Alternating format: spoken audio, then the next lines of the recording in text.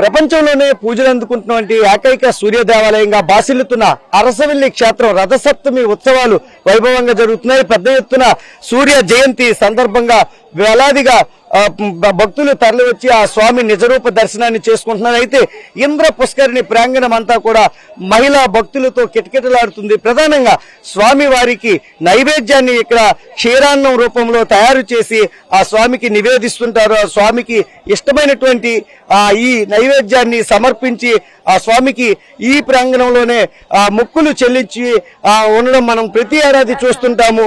ముఖ్యంగా ఈ క్షీరాన్నం ఎలా చేస్తారు ఏంటనేది మనతో పాటు మహిళా భక్తులు కొంతమంది ఉన్నారు. వారిని అడిగి ఎలా చేస్తారు ఏంటనేది తెలుసుకుందాం.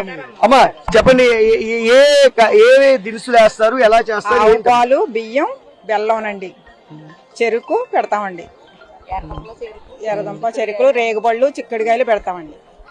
అది పరమాన్నం సూర్యనారాయణమూర్తికి ప్రీతికరమైందండి. అదే నైవేద్యం పెట్టి పూజ చేసుకుంటాం. అమ్మ, మీరు ఇంటి దగ్గర ఉన్నా కూడా మహిళలు ఇలా ఇది ప్రతిసారి చేస్తారు. అసలు రథసప్తమి రోజు ఏమేం చేస్తారు? సూర్యనారాయణ స్వామికి ఏంటి నివేదిస్తారు? పరమాణం నివేదంగా ఇస్తామండి. వేరదుంపలు, చెరుకు ముక్క, రేంగాయలు అన్ని నైవేద్యంగా పెట్టుకుంటామండి. మేము అరసవెల్లి 10 సంవత్సరాల నుంచి వస్తున్నామండి. మాకు ఆరోగ్యంగా ఆనందంగా ఉంటుందని సంవత్సరం ఈయన దగ్గరికి వస్తున్నామండి. పిల్ల పాపలతో అందరితో సరళగా ఉంటామని, ఆరోగ్యం ఇస్తాడని వస్తున్నామండి. రథసప్తమి ఉత్సవాలు అయితే ఇంత పెద్ద ఎత్తున జరుగుతుంది. క్షీరాన్నాన్ని ఉండేటటువంటి మహిళలతో ఈ ప్రాంగణం అంతా కూడా కిటకిటలాడుతున్నటువంటి పరిస్థితి కనిపిస్తుంది.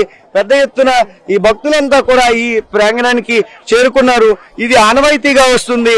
ఏదైతే కొత్త కుండలో లేదా కొత్త పాత్రలో పాలు, కొత్త బియ్యాన్ని ఏదైతే మకర సంక్రమణం తర్వాత పండినటువంటి పంట బియ్యాన్ని కూడా కొత్త బెల్లాన్ని తీసుకొస్తారు. సార్ చెప్పండి, ఎక్కడి నుంచి వచ్చారు? మేము పిఠాపురం నియోజకవర్గం అండి, పవన్ కళ్యాణ్ గారు నియోజకవర్గం, మాది గొల్లపురాలు.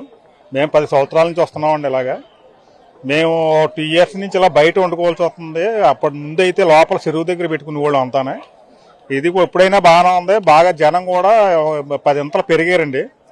బాగా లోడింగ్ ఎక్కువైంది, జనం ఎక్కువైంది. బాగా దర్శనం కూడా లేట్ అవుతుంది. చాలా బాగానే ఉందండి, అంత బాగానే ఉంటుంది.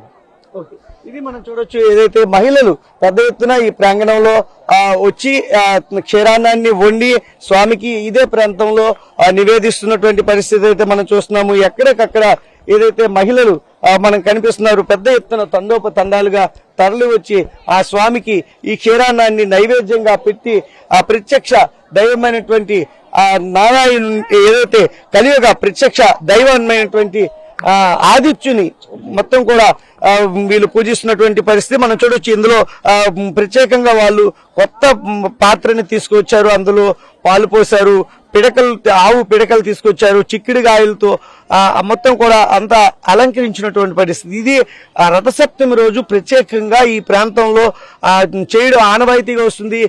ప్రతి చోట కూడా ఈ కార్యక్రమాన్ని నిర్వహిస్తుంటారు. రథసప్తమి అంటేనే క్షీరాన్నం అనే విధంగా కూడా ఈ ప్రాంతంలో ఈ ఇంద్ర పుష్కరిణి ప్రాంతం అంతా కూడా ఒక శోభాయమానంగా, ఒక ఆధ్యాత్మికత ఉట్టిపడే విధంగా ఈ ఇంద్ర పుష్కరిణి ప్రాంతం అనేది ఉంటుంది.